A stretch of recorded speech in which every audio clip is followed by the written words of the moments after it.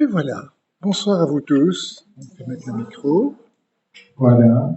Ça y est, le son c'est bon comme ça, pas trop fort. Tellement content de se retrouver. Oh, ah, mais ça fait du bien d'être là ensemble. C'est bien. La grande crainte pour moi, c'est qu'avec les événements actuels, plutôt que de se rassembler, on se sépare et on s'oppose. Que plutôt que de rentrer dans la confiance, on rentre dans la peur.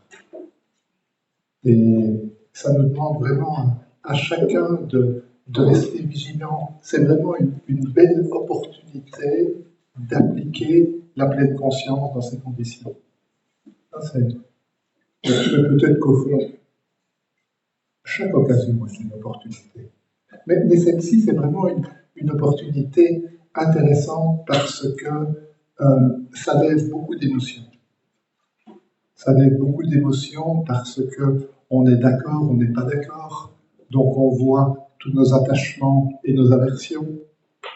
On voit que les autres ont d'autres avis que nous. Est-ce qu'on peut comprendre que l'autre ait un autre point de vue que nous? Est-ce qu'on peut, même si on ne le partage pas, admettre qu'il y a un autre avis, même si pour nous cet avis est intolérable? Qu'est-ce qui fait que c'est intolérable? Il y a beaucoup de choses qui s'éveillent au fil de ces événements et ce n'est pas fini, tout ça va continuer. Tout ça va continuer encore pendant des mois et des années. Comment allons-nous sortir de cela? Est-ce qu'on va en sortir? Est-ce qu'il y a à en sortir? Ou est-ce que simplement nous avons à avancer, à évoluer dans un processus? Je ne fais que soulever des questions. Et je pense que ces questions, ça vaut la peine de se les poser, surtout si on n'est pas bien. Parce que le fait de ne pas être bien ne dépend jamais complètement des circonstances extérieures. Les circonstances extérieures sont le facteur déclenchant. Le mal-être est votre histoire. Le mal-être est uniquement lié à vos attachements et vos aversions. Le mal-être est lié à un petit je qui veut ou qui ne veut pas. Et tant que vous êtes identifié à ce petit je qui veut ou qui ne veut pas, il y a mal-être. C'est incontournable. Et tant qu'il y a un petit je, il y a des attachements et des aversions.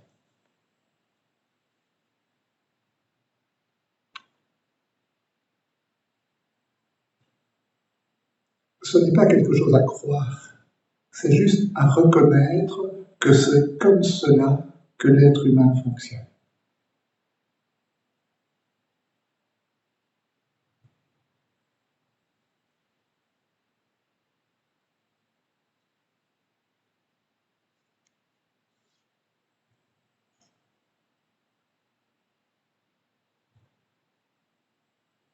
Un paysan est en train de se promener autour de sa ferme et il voit quelqu'un dans un pré qui se promène, qui regarde un peu partout.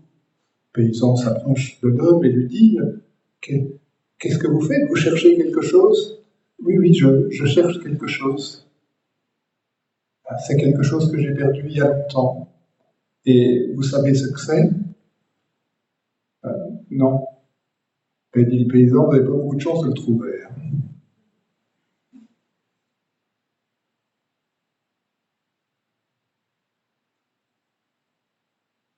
Quand nous venons méditer, quelle est notre intention? Que venons-nous chercher? Avons-nous une idée de ce que nous venons chercher?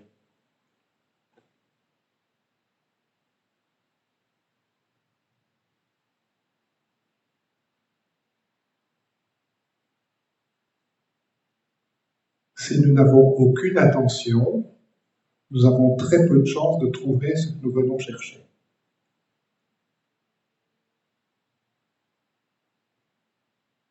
Alors, on n'est pas du tout tous obligés de venir chercher la même chose. Certains viennent peut-être juste pour passer un bon moment. Et c'est très bien. S'ils passent un bon moment, c'est très bien. Certains souhaitent peut-être venir pour apaiser leur esprit.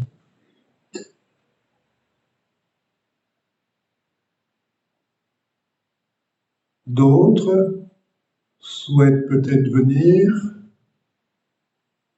pour apaiser leurs émotions. D'autres sont peut-être là pour apprendre à ouvrir leur cœur. Je reprends la liste que j'ai faite, peut-être que j'en oublie.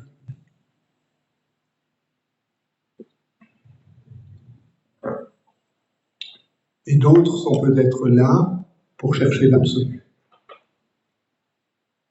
pour découvrir qui ils sont et ce que le monde est.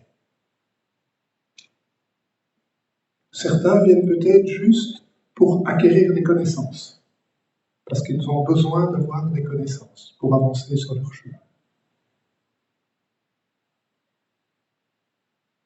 Aucune de ces motivations n'est mauvaise. Il n'y a pas de mauvaise motivation. Mais vous avez plus de chances de trouver quand vous savez ce que vous cherchez.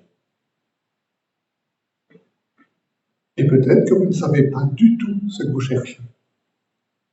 Et vous le trouverez peut-être au fur et à mesure.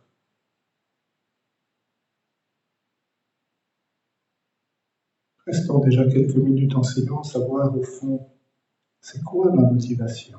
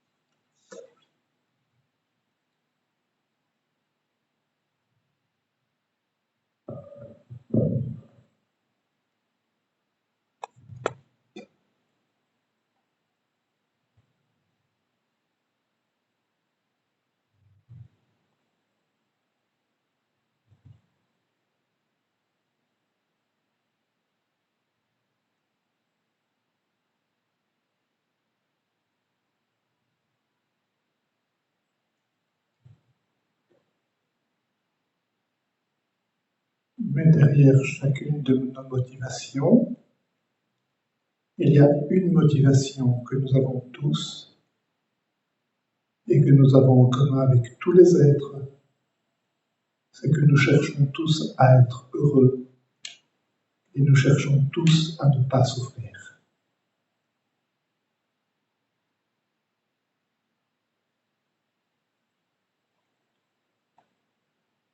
voyez vraiment, avez-vous déjà fait une chose dans votre vie dont l'intention n'était pas d'être heureux et dont l'intention n'était pas de ne pas souffrir?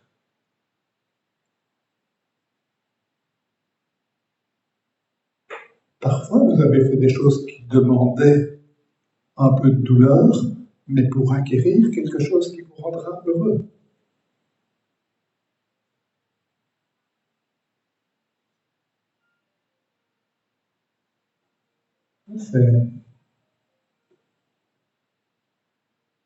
C'est très fort de réaliser que tous nos actes ont toujours été faits dans ce sens-là. Et pouvez-vous simplement vous-même vérifier que ça a été le cas pour vous, que vous avez fait tout votre possible pour essayer d'être heureux et essayer de ne pas souffrir.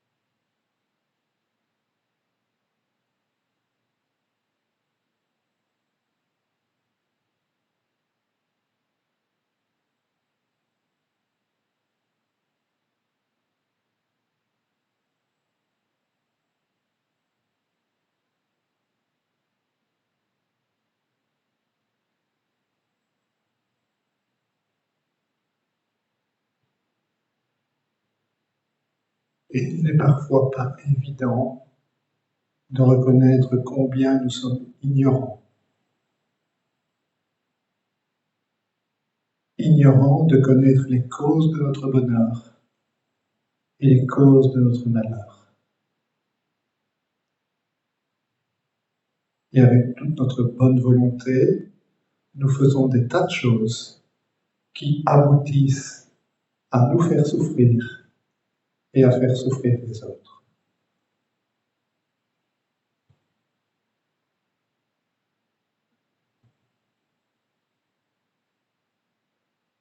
Et notre ignorance nous mène à 4 choses qui résument les causes habituelles de la souffrance. C'est que nous recherchons le plaisir, en étant persuadés que le plaisir va nous apporter du bonheur. Ce n'est pas que le plaisir est mauvais, mais le plaisir n'apporte pas toujours du bonheur.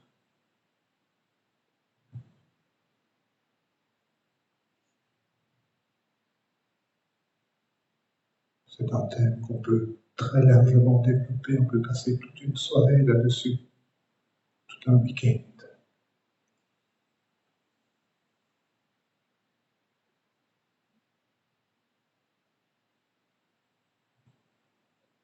La seconde chose que nous cherchons, c'est le gain de posséder. Plus, plus, plus. Étant persuadé que ce gain nous apportera le bonheur, et en oubliant qu'un jour, nous devrons tout lâcher.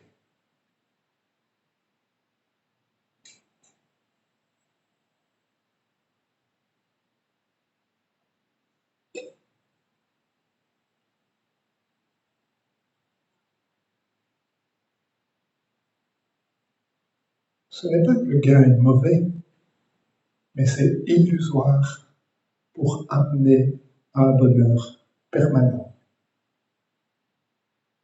Et le gain amènera automatiquement de la souffrance. Parce que quand vous aurez beaucoup gagné, il faudra le défendre, parce qu'il y en a d'autres qui le voudront. et vous aurez peur de perdre. Le plaisir, quand il prendra fin, vous serez triste.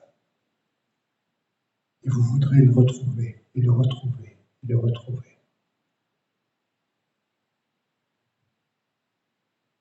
Ce n'est pas que c'est mauvais de prendre du plaisir à un moment, mais il faut savoir que ça a une fin. Ce n'est pas mauvais de posséder, sauf que rien ne nous appartient. Et nous oublions, nous sommes ignorants de cela.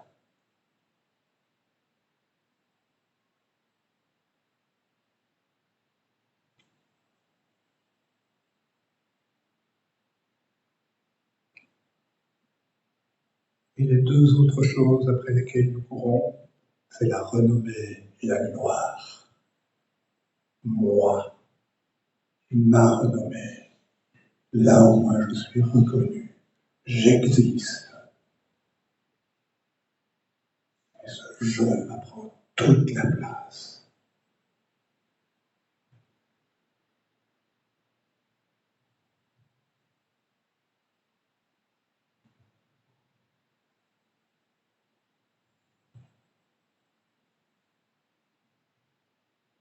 Il n'est pas mauvais d'avoir de la renommée. Il n'est pas mauvais d'être célèbre. Mais si on s'y attache, en croyant que ça va toujours monter, non, ça monte et ça descend.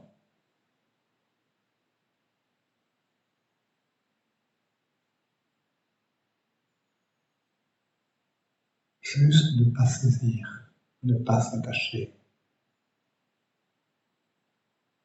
Autrement, nous sommes dans l'ignorance.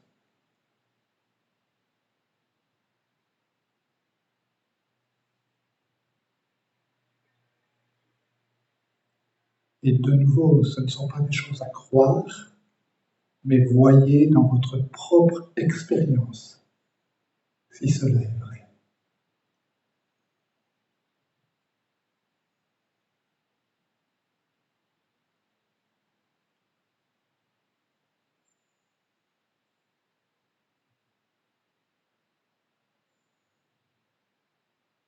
Dans le bouddhisme, ces 4 choses et leur contraire s'appellent les 8 préoccupations mondaines, qui n'aboutissent jamais qu'à la souffrance.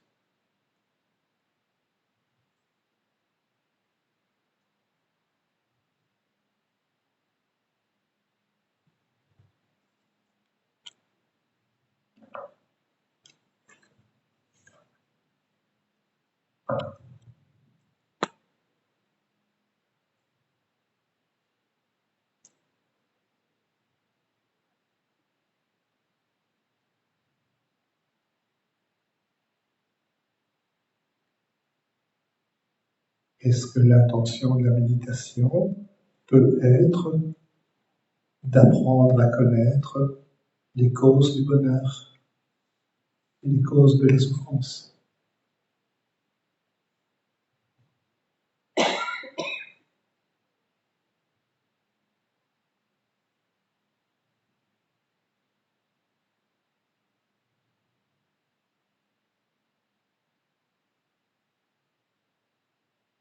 Si vous connaissez véritablement les causes du bonheur et les causes de la souffrance, vous passerez un bon moment, vous serez en paix, votre cœur sera ouvert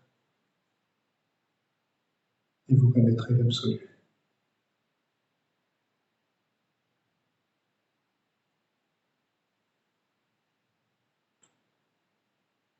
Et vous aurez la connaissance absolue.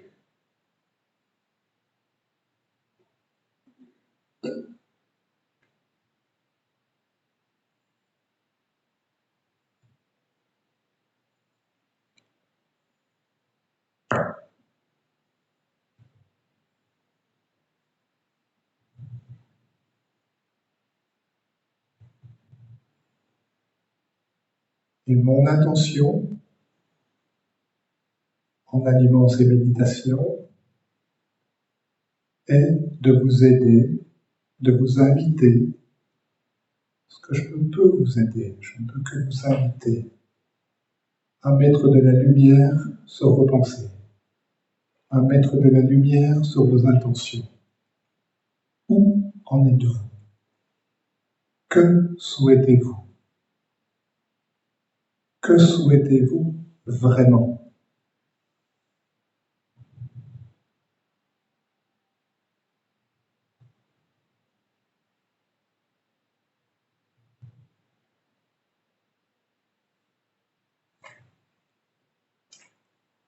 C'est juste petit à petit de vous apprendre à constater où vous en êtes.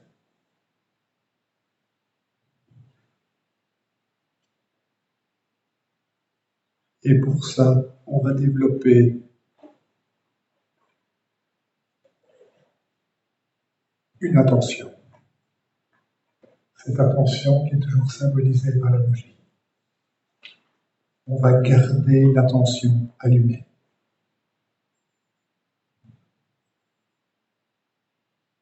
Et cette attention allumée, elle va être curieuse. On va être curieux de découvrir où on en est.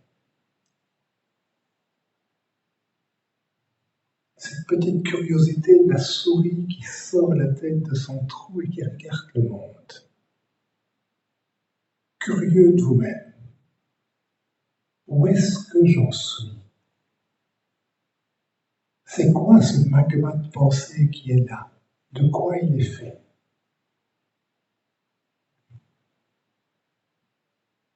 Et cette curiosité, comme la souris qui sort de son trou, ça va être ouvert. Pour vous laisser l'espace de tous les possibles. Pour être sans attente, ni de vous, ni de l'autre. Sans attente de quoi que ce soit dans la méditation. Une curiosité, une ouverture sans attente et sans jugement. Depuis le début, vous avez fait du mieux que vous avez pu, parce que vous ne saviez pas. Donc vous n'avez rien à vous pardonner, vous n'avez rien à pardonner à l'autre parce que l'autre a fait du mieux qu'il a pu et il ne savait pas.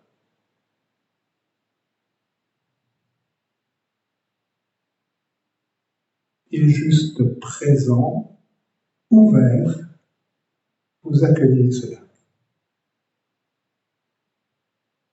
Sans émettre de jugement sur vos jugements.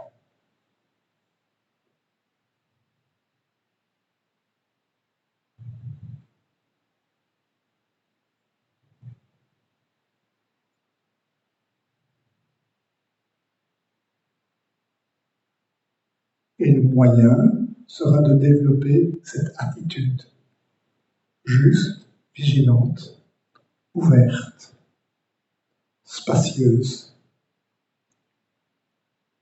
dans laquelle tous les concepts auront disparu. Vous ne saurez plus rien. Et d'instant en instant, vous découvrez.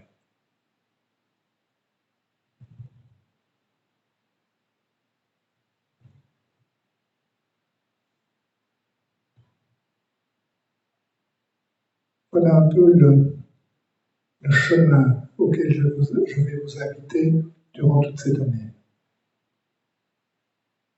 Les thèmes peuvent être développés beaucoup plus, mais déjà ici, vous avez l'ensemble des choses. Et on insistera sur une chose ou une autre.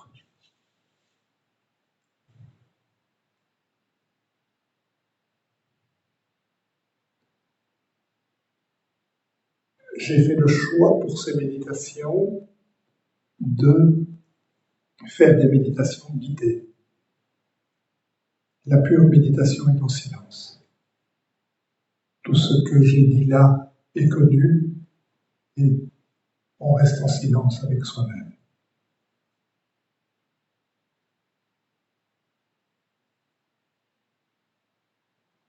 Mais peu d'entre nous sont vraiment capables de cela. Alors on peut faire des méditations plus courtes avec des guidances avant et puis des temps de silence. Et moi, j'ai pris le choix de guider un temps de silence, guider un temps de silence. Mais je me donne la liberté et l'espace de changer dans le courant de l'année. Peut-être qu'il y aura des méditations tout en silence, j'en sais rien, je sais pas.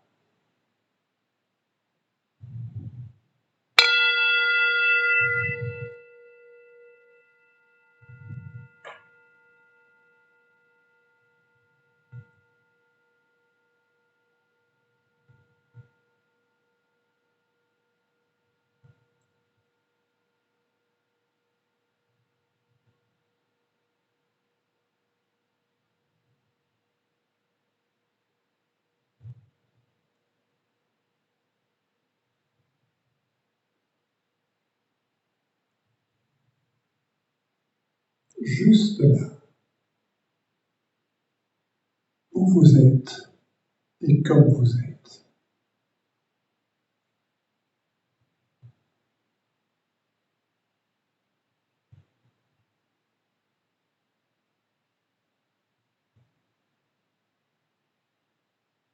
En constatant que vous avez un cœur qui respire et que vous pouvez en être conscient par le petit courant d'air que vous sentez à l'entrée du nez.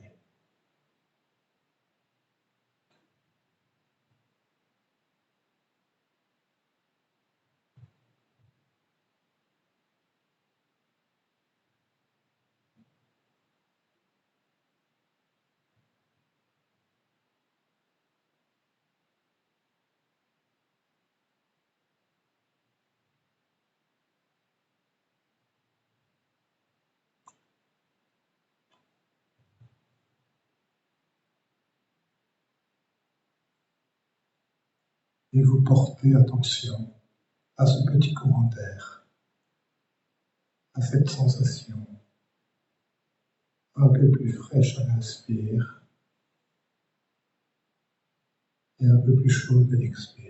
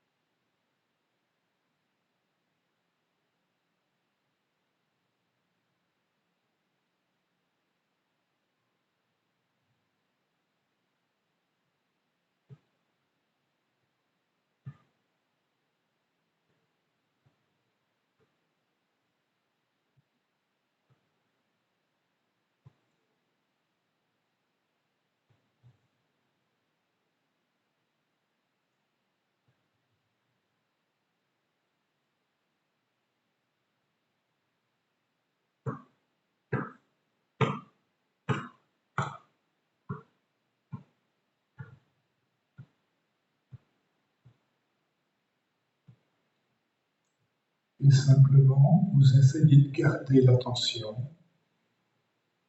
et vous voyez que l'esprit s'en va de temps en temps, car il a capté une pensée et il suit la pensée.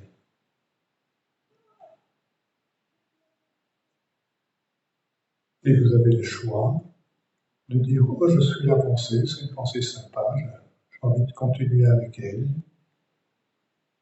Vous revenez sur la sensation de l'air qui rentre et sort de votre corps.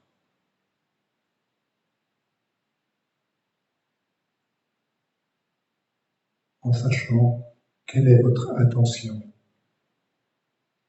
Votre intention est-elle de suivre les pensées qui viennent ou votre intention est-elle d'apprendre à devenir présent, conscient?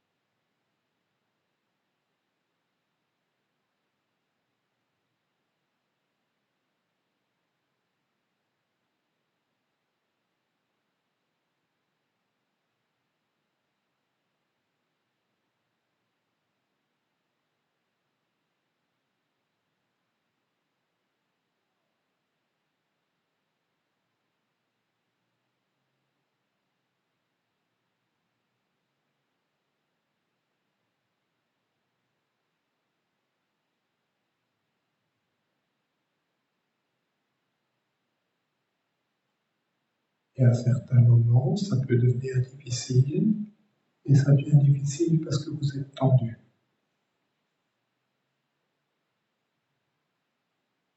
Vous êtes tendu vers autre chose.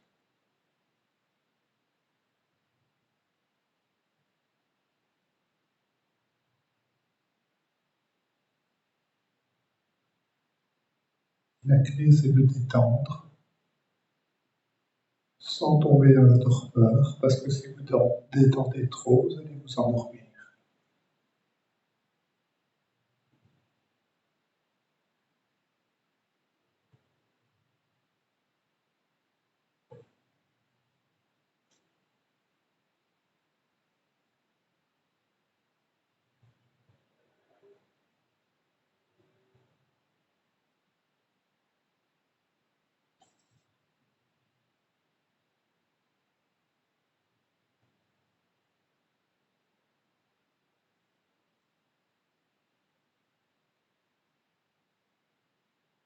Et pendant les premières semaines, ou les premiers mois, ou les premières années,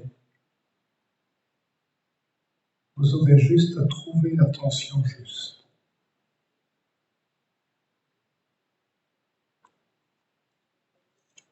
Une détente qui n'est pas une torpeur.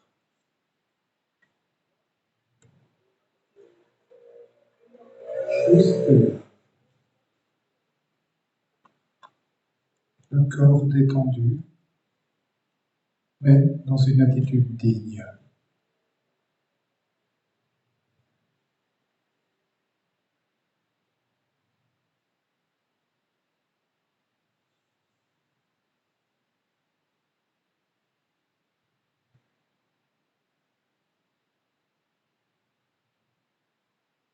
Vous n'êtes pas avachi, mais droit, sans être raide,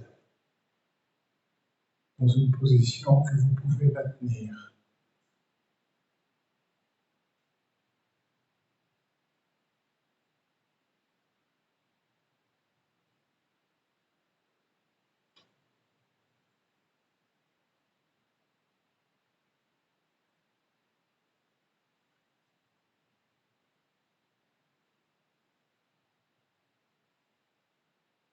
Les épaules sont ouvertes pour créer l'espace, légèrement tirées en arrière sans être tendues.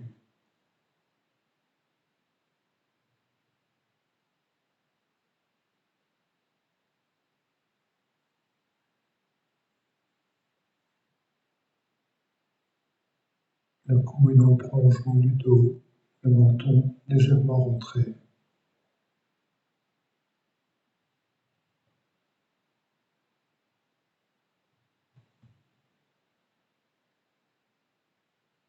La bouche est très légèrement ouverte.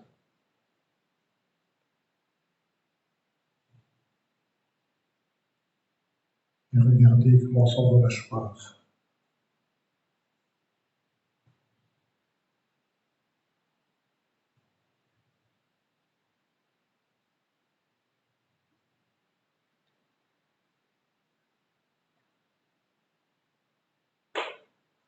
Et idéalement, les yeux sont légèrement ouverts.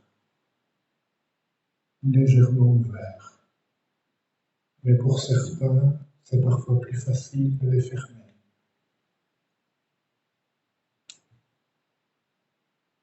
Mais ne prenez pas l'habitude de toujours méditer les yeux fermés, parce que vous ne pourrez plus méditer dans la vie active tous les jours après.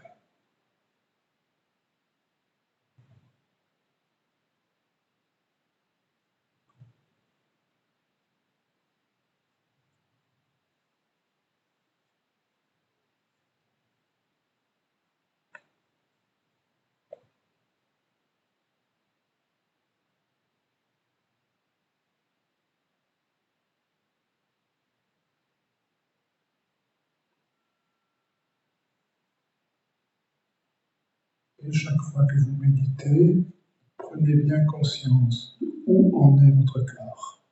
Commencez toujours par lui. Comment le ressentez-vous? Comment êtes-vous avec lui?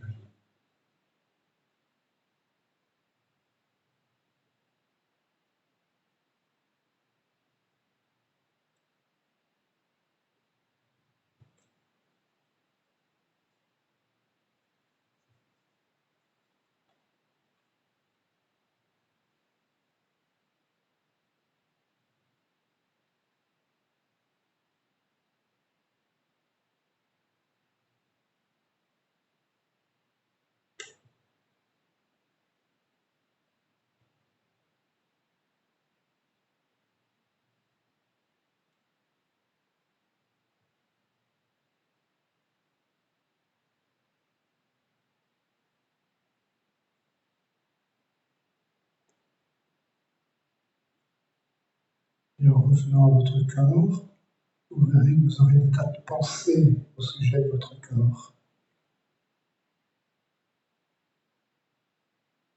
Voyez la différence entre la sensation et la pensée. Et essayez simplement de revenir à la sensation.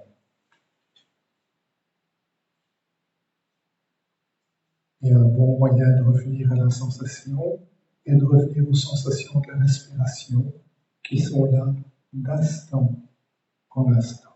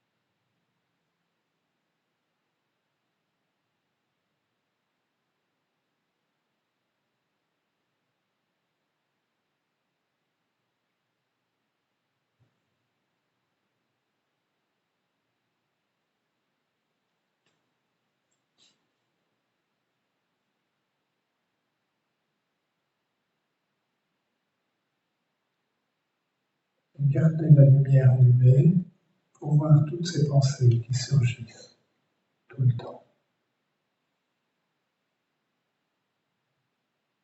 Et combien nous pouvons facilement les suivre.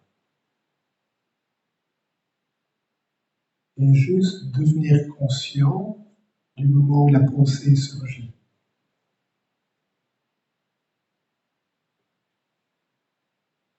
Et d'être clair à ce moment-là. Est-ce que je suis la pensée ou je reviens juste à une pratique d'attention sur le corps, comme j'y suis invité pour le moment?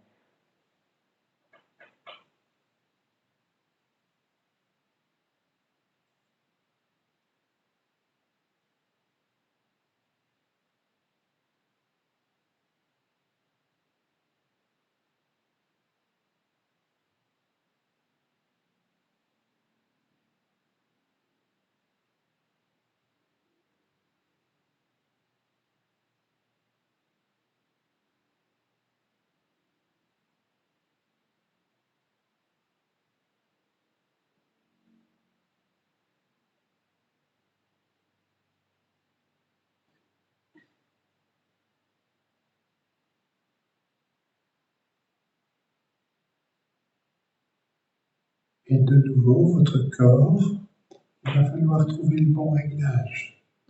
Trop tendu, ça va être inconfortable. Rapidement, vous direz, j'en ai marre de méditer, je ne suis pas bien. Et si vous êtes trop détendu, comme fondamentalement vous êtes fatigué, pouf, on s'endort. Et juste trouver cette attention juste. Ça peut prendre des années à trouver ça. Ne soyez pas impatient. Comme le violoncelliste trouve la tension juste de la corde. Le son est juste et beau. Et quand vous trouverez cette tension juste au niveau de votre esprit et de votre corps, vos actes seront justes et beaux.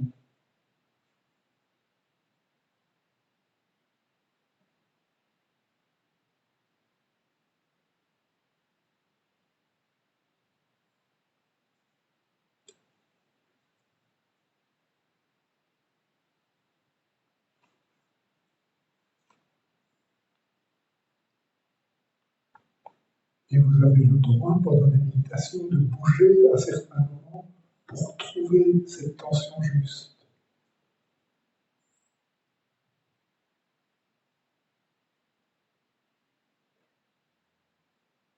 Et quand il y a quelque chose qui est tendu, si vous avez les mâchoires tendues, serrez-les très fort. Et après, vous pourrez les détendre.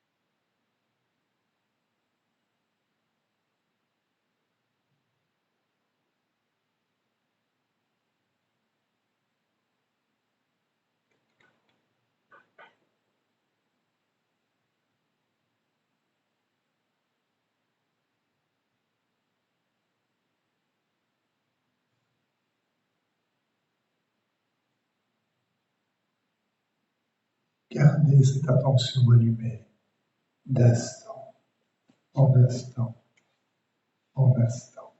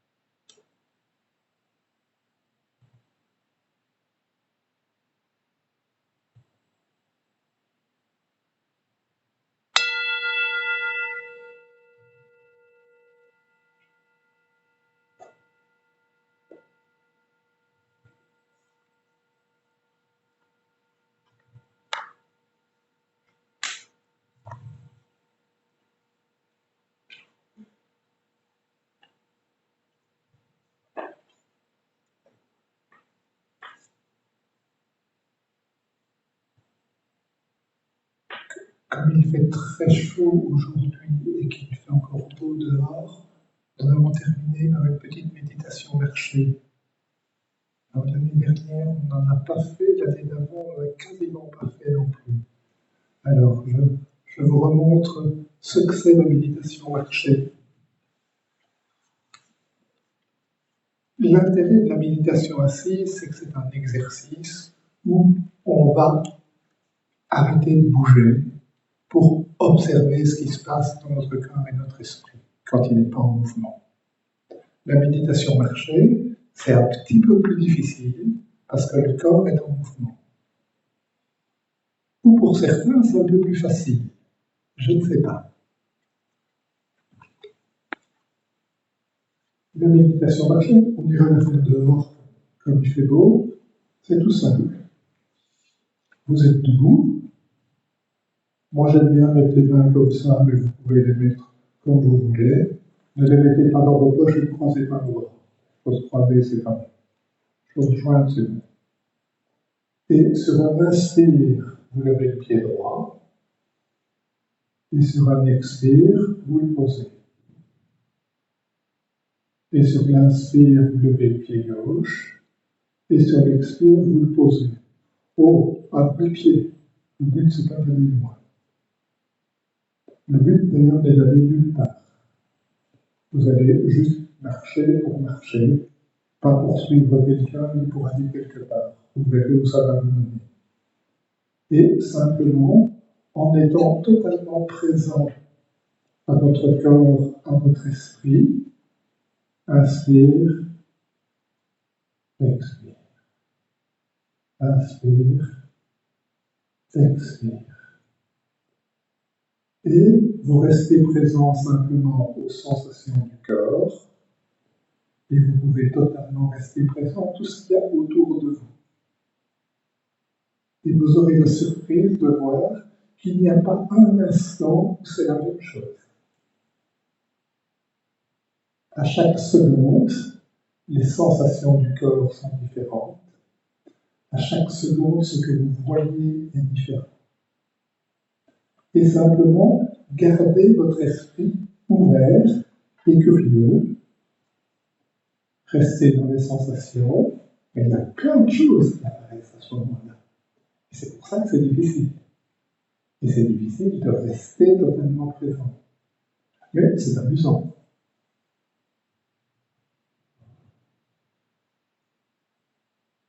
Apprenez à poser l'attention sur rien. L'esprit est ouvert. Mais il n'est pas curieux aiguisé vers quelque chose. Juste largement ouvert. Et vous accueillez ce qui est là. Et évidemment, silence. La méditation en parlant, ça se sent après encore plus difficile. En étant totalement conscient de ce qu'on dit et pourquoi on le dit. Déjà, on va déjà voir ce que ça fait. Alors, vous mettez vos chaussures, et vous partez au rythme que vous voulez. On est dehors, vous n'avez pas besoin de mettre des masques. Non, je ne vois pas de turbine dehors du moment, c'est tranquille, c'est calme. Et je mettrai le son du bol pour finir la méditation. Si vous n'avez pas envie de faire une méditation marchée, vous restez simplement assis.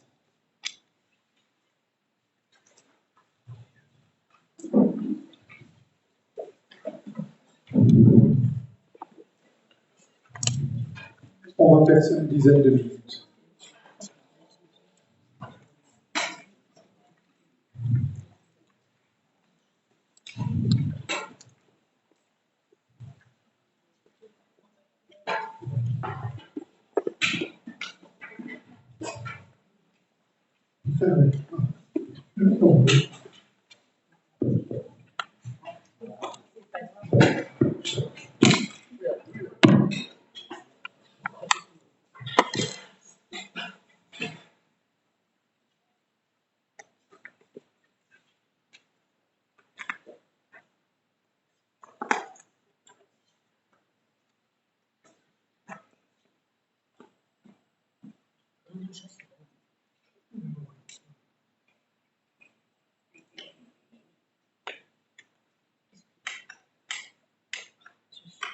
Chevy.